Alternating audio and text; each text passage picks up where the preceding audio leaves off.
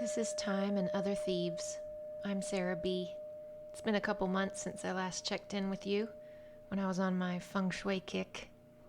It recently occurred to me that regular, long-time listeners of this show have witnessed me go through many such kicks.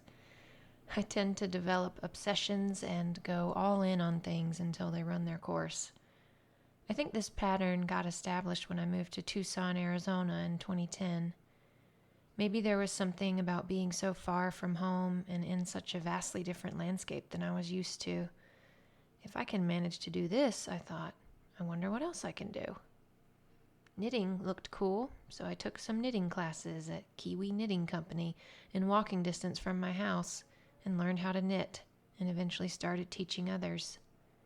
I loved the community radio station in Tucson, so I took some classes at KXCI and learned how to be a DJ and started hosting my own show on Thursday mornings.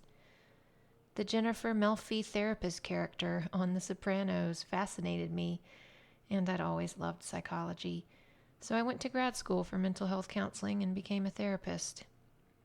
A certain guitar riff in an Anne Brune song seemed like something I could probably play, so I bought a guitar and learned that song and countless others, and even wrote some of my own. I learned how to sing and play Joanna Newsom's Emily on the guitar, for crying out loud. If you're not familiar with the song Emily by Joanna Newsom, please remedy that immediately. I discovered yoga with Adrienne and started doing her videos every day, and a couple years later I completed a 200-hour yoga teacher training with Subtle Yoga founder and diva, Christine Coveri-Weber. I became deeply interested in death and dying, so I completed a 6-week death doula training through INELDA, the International End-of-Life Doula Association. I became obsessed with spirituality and religion, so I started a radio show turned podcast about it, which you're currently listening to, and I am now in training to become a Buddhist lay minister. I had an epiphany that I was meant to be an editor more than a therapist, so I completed a year-long copy editing certificate program at UC San Diego Extension, and created an editing website and Instagram account and bought a membership to the Editorial Freelancers Association and attended one of their conferences in Alexandria, Virginia. And then, with the realization that I wanted to run an interpersonal process group, my focus shifted back to counseling. Which brings us up to speed and to my current obsession and to what I'm going to talk about today, group therapy. But I'll be exploring a specific kind of group therapy, which is much different from, say, a support group or a DBT skills group or an AA meeting. I'm talking about interpersonal process groups. Process is the key word there. Process as opposed to content. More on that later. I first became aware of process groups in 2016 while completing a counseling externship at the Asheville Center for Contemplative Psychotherapy, a wonderful resource for clients and therapists alike, which sadly no longer exists. My supervisor there started to run process groups and asked if I'd like to join one. I was intrigued, but I couldn't afford it, what with all the unpaid counseling work I was doing, and my only income coming from a record store job that I worked 3 days a week. A few years later, perhaps as many as 5, an acquaintance of mine mentioned being in one of my supervisor's groups and loving it. And a couple years after that, during my Artist's Way phase, which some of you might remember, I saw that same acquaintance at 2 different farmers markets in a row. So I figured the universe wanted us to hang out, and I asked if she'd like to meet up. We had a lovely conversation over coffee. At some point, I asked if she was still doing group. She was, and she was still loving it. So immediately upon getting home, I emailed my former supervisor about joining one of her groups. I had money now, and I was intrigued. And individual therapy had never felt helpful for very long. My first few sessions with a new therapist were usually spent crying more than talking, and for those that followed, I wouldn't have all that much to say, or the therapist's response to what I said somehow didn't inspire me to say more. Maybe group would be different, and it would no doubt be a good addition to my spiritual practice. I mean, how spiritual are you really if you can't be with other people in an authentic way? And I'd recently had a Vedic astrologer read my natal chart and say that I came into this world already skilled at being alone. The thing I was here to accomplish, what I needed to learn in this life, was how to be in relationships. So I definitely had that admonition in the back of my mind when emailing my supervisor about group. I went into it with a pretty good idea of what to expect. I'd taken a class on group therapy in graduate school and was especially familiar with the work of Irvin Yalom, who worked in the here and now, as I knew my supervisor did. And a couple years prior, I'd watched a YouTube series called Group, which my supervisor had been a consultant for, and which dramatized, in a largely improvised way, a few group therapy sessions in real time. The person playing the therapist is a group therapist in real life, Elliot Zeisel, and the members of the group are professional actors. But the therapeutic style of the group is also here and now focused, more concerned about process than content. If you are at all interested in group therapy, I highly recommend visiting YouTube and watching that series. As a provisionally licensed counselor in training, I'd learned all about process versus content. My supervisor hammered away at it, like any decent modern psychoanalyst should. She regularly referred to the content du jour. What happened to a client wasn't nearly as important as how that client felt. And that applied to their experience of talking about content. What's it like to talk about this? It also applied to my experience of them. How do you feel in the room with them? Was a question my supervisor asked me a lot, and it was always much harder to answer than I wished. But I wholeheartedly endorse the here and now approach to therapy because the present moment is the only one in which we're actually alive, so if we can work with emotions as they arise, we'll actually have a chance of effecting profound change. You can tell me about how mad you are at your spouse, but can you tell me about how mad you are at me right now? Or how I'm failing to meet some essential need? Or anything, really, about how you experience me? Some fantasy you have about who I am and what I think and feel about you? It's not as if a process-oriented approach would always have that level of intensity or always be focused on the client-therapist relationship. Any therapy I want anything to do with is always, ultimately, focused on how the client relates to themselves, even if their presenting concern involves how they relate to others, because how we relate to others is always 100% determined by how we relate to ourselves. And I don't mean that if we hate ourselves, then we will hate others. When I say self in this case, I'm really referring to emotions. Are there some emotions that scare us or otherwise make us uncomfortable? Have we developed techniques and habits to keep those emotions at bay? If we are human beings, then we absolutely have, and those techniques and habits are having a major influence on how we relate to others. For instance, if I'm not okay with feeling sad, then I will behave in ways to keep others from feeling sad too. Or pick your emotion. Guilt is a big one. Many of us have formed entire personalities around avoiding the feeling of guilt. Emotions are running the show. I think I've said that before. And what are emotions, really? They are physical sensations that we ascribe meaning to.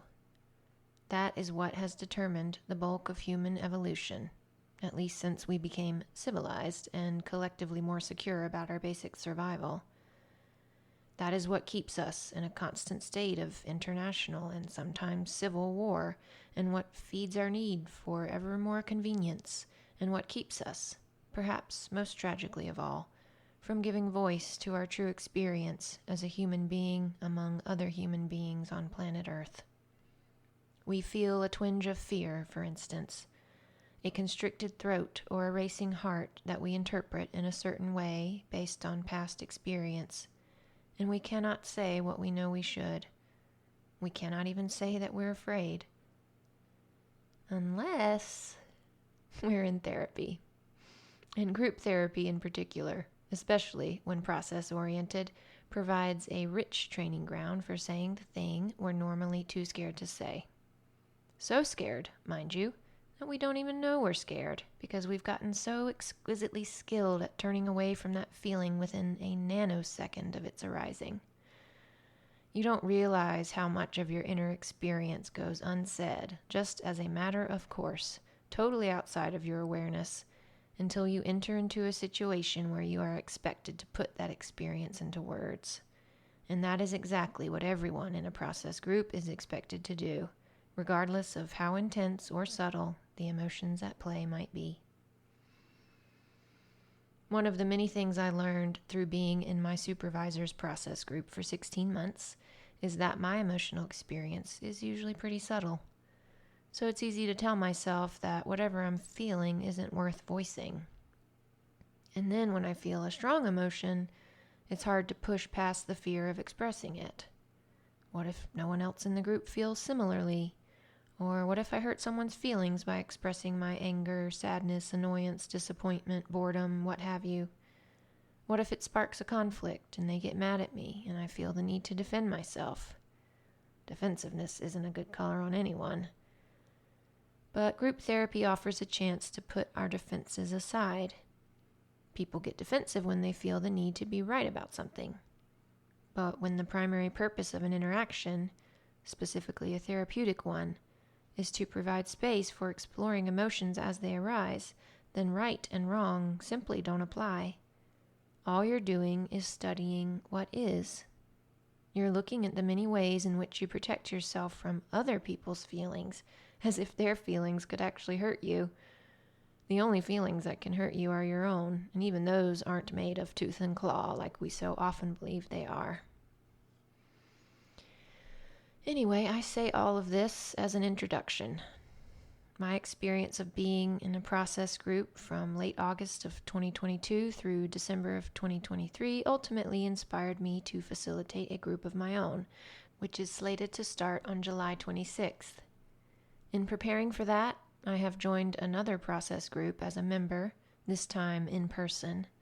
The one my supervisor led was on Zoom. And I attended a weekend intensive through the Center for Group Studies back in May. They offer 3 such trainings a year. And I met with my supervisor and intend to keep seeking her counsel on a regular basis. I have twice rewatched the aforementioned YouTube series called Group, pausing it periodically to take notes. And of course, I have been reading and reading and reading. So far, my collection of group therapy-focused books consists of 5 titles: The Schopenhauer Cure by Irvin Yalom, The Theory and Practice of Group Psychotherapy by Irvin Yalom and Molin Lesh, Psychodynamic Group Psychotherapy by Rutan, Stone, and Shea, Group, 6 People in Search of a Life by Paul Solotaroff, and The Group Therapy Experience by Louis Ormont. I've read that last one twice and taken lots of notes, so it is the book I'll focus on for the rest of this episode.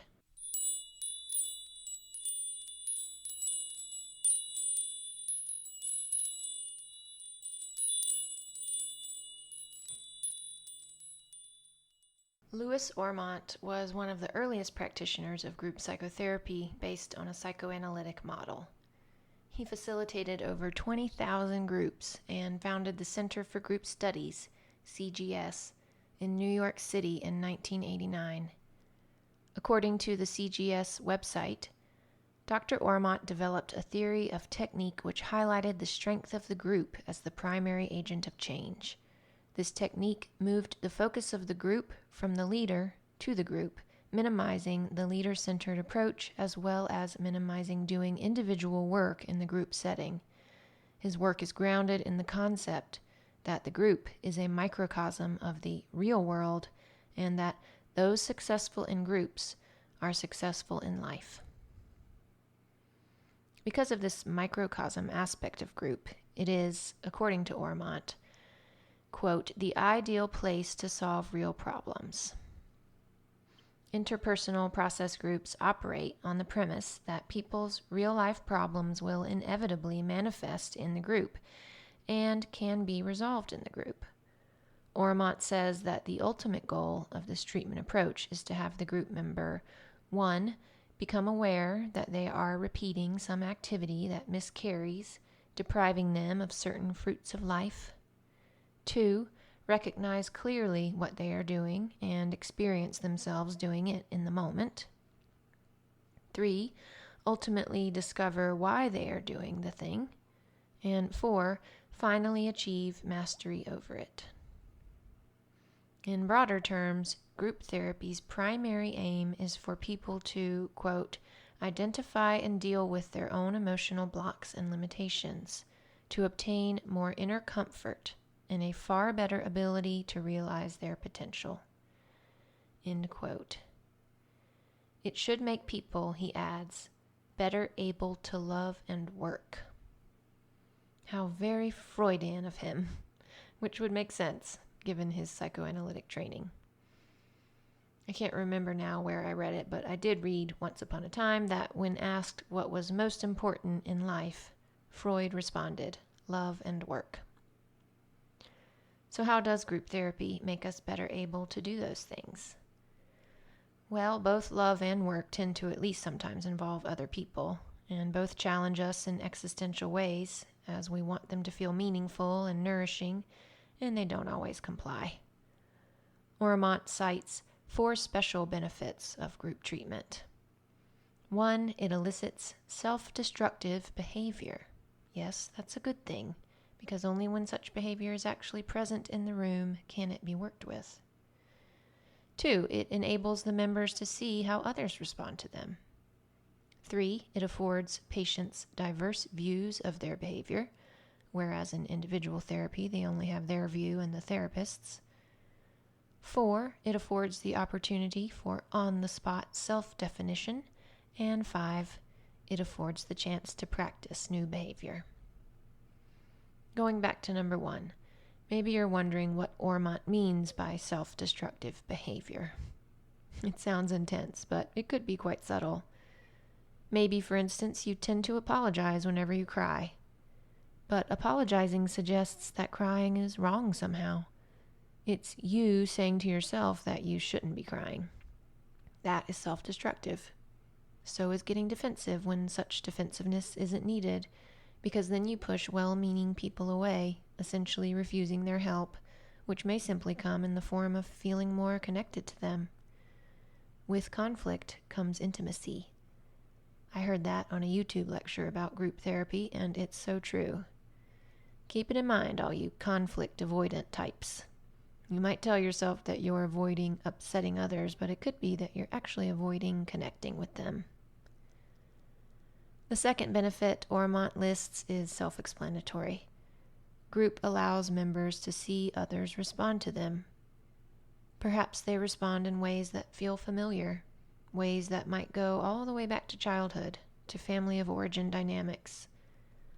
Such discoveries then open the door to exploring how the client in question helps create the ways in which others respond to them.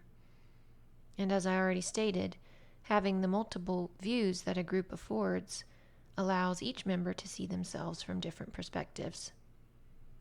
Ormont also says that, quote, when a person speaks to many others, and not just to one other individual, their own words echo in their mind more loudly. The fourth benefit of group treatment is that it affords the opportunity for on-the-spot self-definition. Quote, it offers the members an opportunity for spontaneous introspection, and it enables people to label and capture their truly actuating feelings and motives. End quote. In order to define ourselves, or to see with greater awareness how we've been defining ourselves without even consciously knowing it, we must study ourselves in great detail. As Ormont says, there are endless forms of behavior that people engage in but do not ordinarily stop to examine, which group can halt and investigate. And lastly, the fifth benefit is also self-explanatory. Group therapy affords the chance to practice new behavior.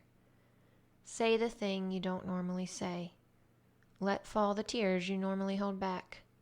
Hold a gaze you'd normally glance away from. Translate feelings into words. Be courageous. Trust the process. Trust yourself. And notice how alive you feel. This aliveness, in fact, is a benefit I would add to Ormont's list. He might call it stimulating real consciousness. You might not always enjoy how it feels to speak your truth, or to try and figure out what the hell your truth is by thinking out loud with others who have agreed to actually listen and give a shit, but you definitely won't feel dead inside. You will contact the thrumming physicality of yourself and all the emotions you're made of, and you will be healthier, more human for it.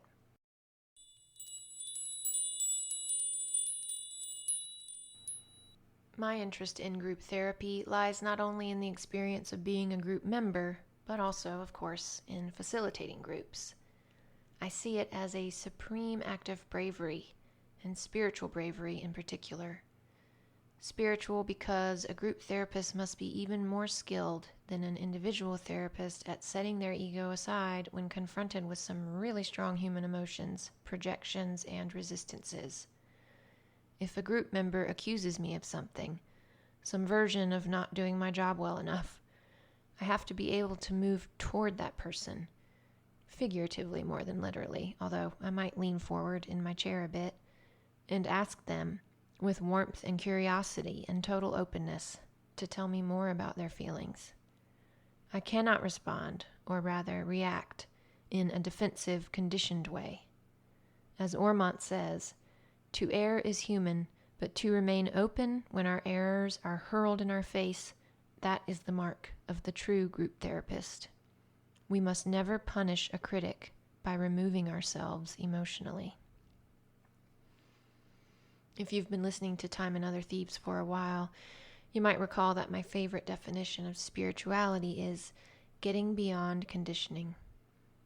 Facilitating an interpersonal process group strikes me as one of the most potent ways to practice this. I must use my body and its sensations, its emotions, as an instrument. I must be able to model for group members the in-the-moment translation of feelings into words. This is what I'm feeling toward you right now. Let's explore together exactly what's happening. Good group therapy should, in my opinion, be a kind of meditation. It requires an exquisite presence, a wholehearted embodiment of the here and now. Whatever happens, it's just happening, and we're here to observe it and learn from it. That is deeply spiritual work. That is showing up as my most authentic self from moment to blessed moment. To quote Ormont, not until the therapist comes out of hiding can the members arrive at truly new discoveries or form new relationships. And along with being present for and unthreatened by my own emotional and cognitive experience, I must also be fully present with the group. Being fully present with just one person can be challenging. I speak from professional experience on that front, so doing it with 5 to 8 people, or in some cases as many as 12, or as was the case in my CGS weekend process group, 17, is exponentially more demanding. It doesn't just mean giving my attention to whomever is talking, but also scanning all the other faces to see how folks are responding non-verbally. If someone makes an interesting face, or if someone sighs or clears their throat or crosses their arms over their chest, I might call another group member's attention to it, thereby practicing the art of bridging. Bridging is a group therapy technique whose aim is to evoke meaningful talk between group members, to develop emotional connections where they didn't exist before. It's a mode of getting people to expose their inner lives to one another, and it consists of bringing out the differences and the similarities between group members. In the group therapy experience, Ormont names 3 opportunities for the use of bridging. 1, when a group is too quiet. In this case, I as the therapist might say, "George, how do you feel about Edna's opening and closing her purse?" 2, when someone is too talkative. "Edith, why do you think Nate won't give you any time to talk?" And 3, when a subgroup dominates the room, like a group of women who only talk about their frustrations with unfeeling men. I might say to the subgroup, which men in this room are unfeeling? Ormont also names 3 methods of bridging. 1, open-ended questions. What do you think Leslie is actually feeling when she purses her lips? 2, directed questioning. I guess you are aware that Mickey feels injured by what you just said? And 3, questioning a member about an interaction taking place between 2 others. What feeling is Pam hiding from Carlos right now? All of these wonderful concrete examples are a big reason why I like Ormont's book so much, and hopefully they're helping you start to see how the experience of a process group is profoundly different from our typical interpersonal dynamics. Ormont could ask Pam directly what feeling she is hiding from Carlos, and the ensuing conversation between the 2 of them might indeed be therapeutic in some way.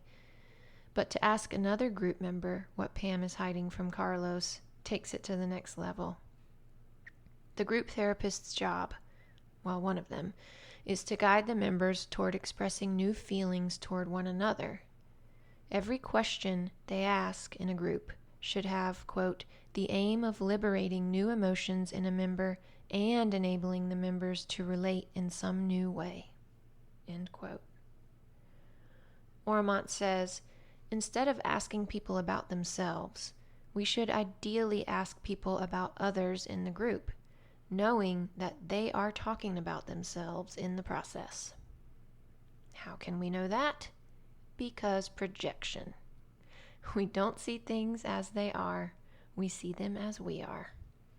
That quote has been attributed to several people, but I prefer to think Anais Nin said it first. Bridging is a way for the group therapist to both involve and engage the group when addressing an individual. Ideally, every time they address an individual, they should involve and engage the group. That is some Superman shit. Granted, group therapists also spend a lot of time being silent. In many cases, this silence actually requires a lot of work on the therapist's part. In all cases, ideally, it should be intentional. The therapist must have patience and a deep trust in the process in order to let a given group member see their own patterns. And patterns imply repetition. One must behave in a certain way over and over again in order to say, hey, I think I've done this multiple times before. This must be a pattern.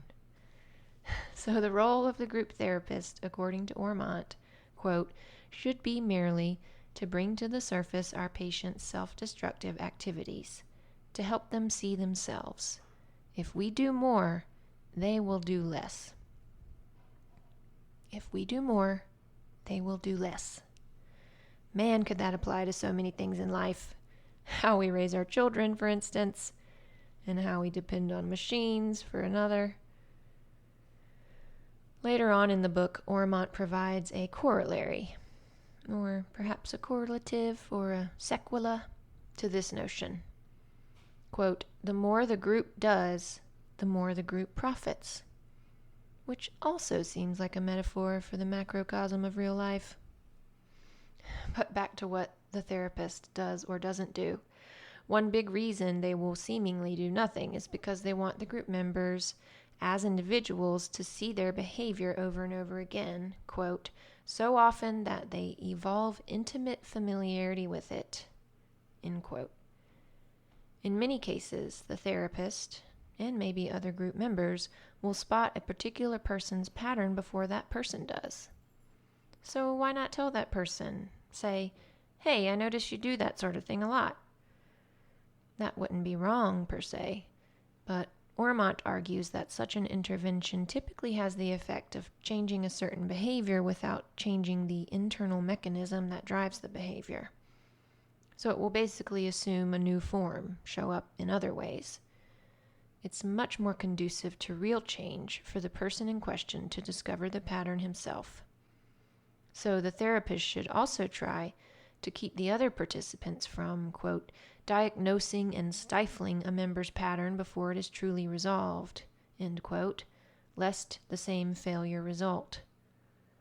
Ormont suggests the therapist say something like, "Look, you people are trying to stifle this man instead of letting him be what he is. You people don't want to accept the feeling that you experience when John behaves that way." He uses the phrase "you people" quite a bit, which I find amusing. Sometimes group therapists have to, quote, "step in hard, and they must be willing to stand apart from the crowd, rebel against a certain element of group culture." Group attempts to suppress an individual's behavior necessitate this kind of rebellion, as such suppression runs counter to the whole point of a process group. Also, Ormont adds, in not going along as one of the crowd, we benefit both the particular member and the group.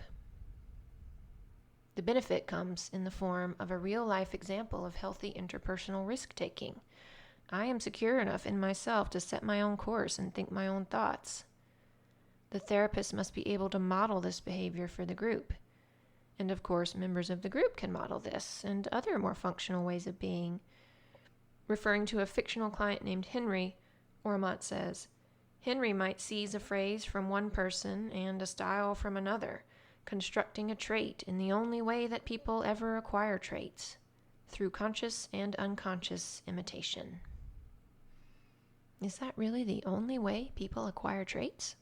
Through conscious and unconscious imitation? It's interesting to ponder.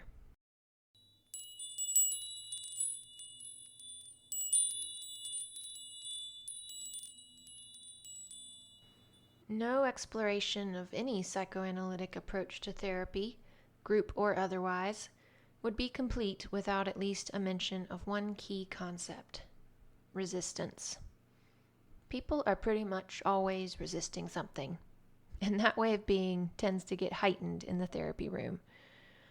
Ormont defines resistances as activities whose aim is to keep truths from emerging.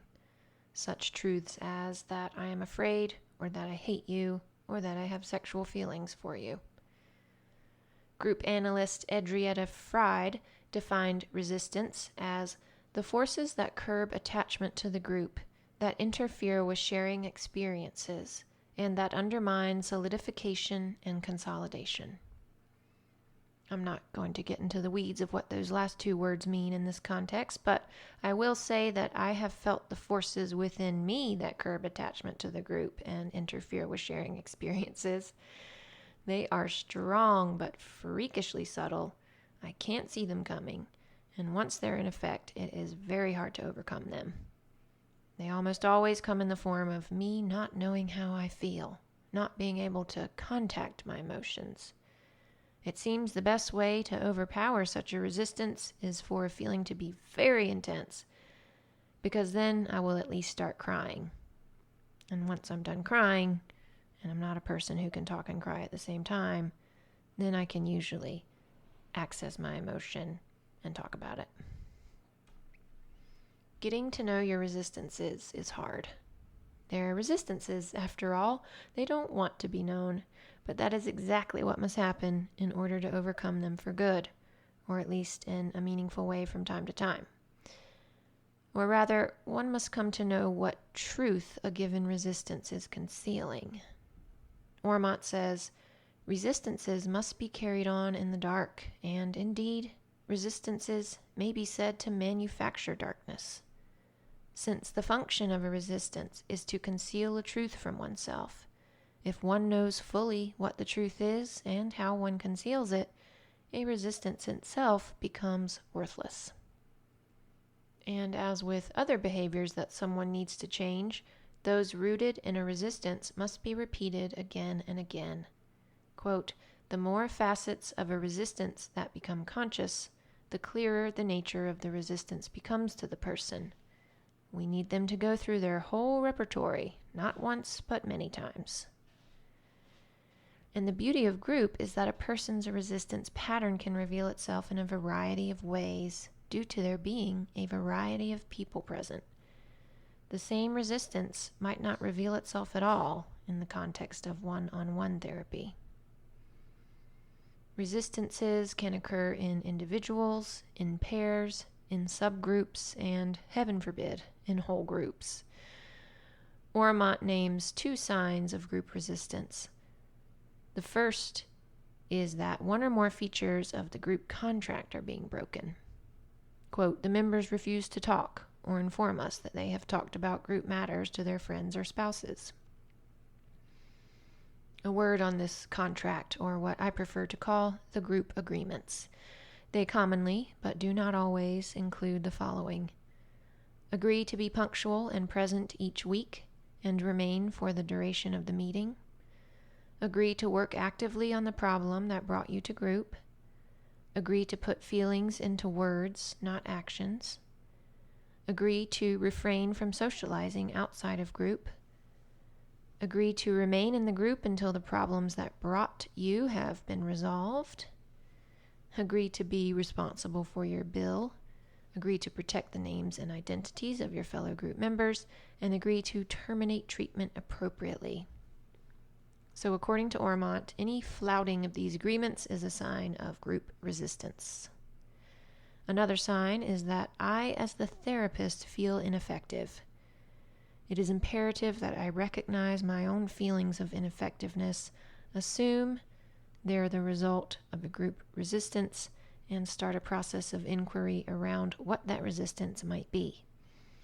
Maybe I start to notice that the group never acknowledges my presence. I feel like a ghost. Ormont suggests I point it out by saying, why do I get the impression that I don't exist here? Or, to incorporate bridging, George, why is it that no one ever mentions me? From there, the group can start to explore that behavior as a group and become more aware of it. And, quote, only by becoming aware of their resistances can our group members put them aside if they so wish. If members are chronically late, then I can show up late one day, thereby engaging in the resistant behavior myself. Then we can explore how my lateness made the group members feel. Ormont is quick to point out that we should only take this tack if we have absolutely no disdain in our hearts for the tardy people in question. If we can't echo their behavior objectively, with nothing but the purest of therapeutic intentions, we shouldn't even consider doing it. I could say more about resistance, but I find myself resisting that. Another key psychoanalytic concept to which Ormont devotes many pages is transference, but I find myself resisting that too. Maybe I'll do another episode on this endlessly fascinating topic. For this one, though, I just wanted to give you an idea of what process groups are like, and maybe inspire you to join one yourself for the sake of humanity. Think about how much better the world would be if everyone got better at putting feelings into words instead of behaviors. And sarcasm, by the way, counts as a behavior.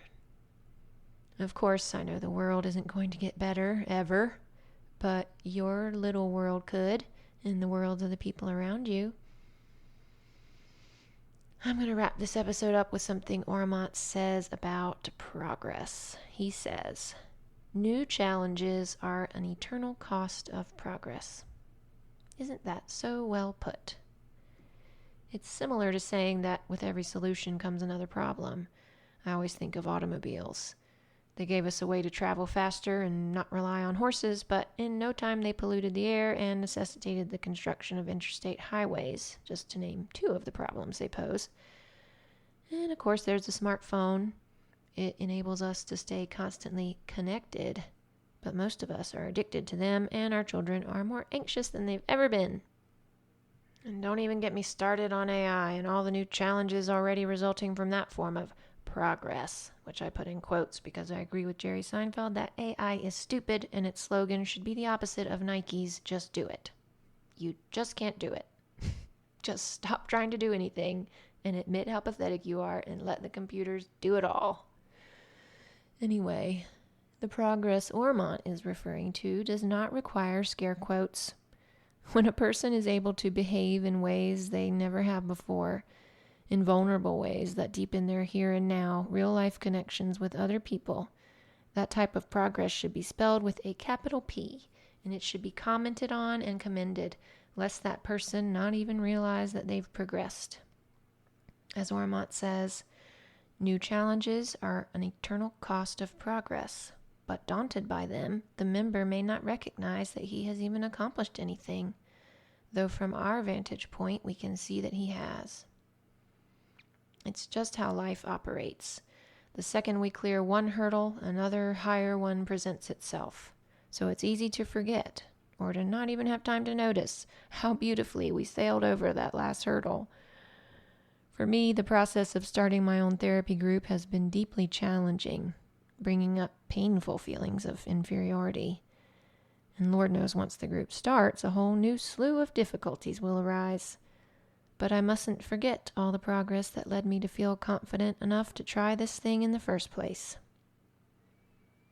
To highlight a positive change in a group member, Ormont suggests asking questions like, what's the difference between what Richard is saying now and what he used to say? And what's the difference between the way you feel about Linda now and the way you felt about her during that first year? Oh, how I hope to keep a group going long enough to be able to look back on a previous year with members, or even multiple years. Aren't you so curious to see how this goes for me? I'm on the edge of my freaking seat. But seriously, this is serious business. It is sacred business. People committing to sit in a room every week for 90 minutes with people they don't know, at least not at first, with the intention of putting their feelings into words and thereby deepening their self-knowledge and strengthening their ability to function lovingly and honestly in relationships is a special, gorgeous thing. The potential in such an arrangement is limitless. For that reason, the group therapist, to quote Louis Ormont one last time, needs a special kind of alertness and plasticity. Time will tell if I've got it. Thank you so much for listening. Take care of your precious self.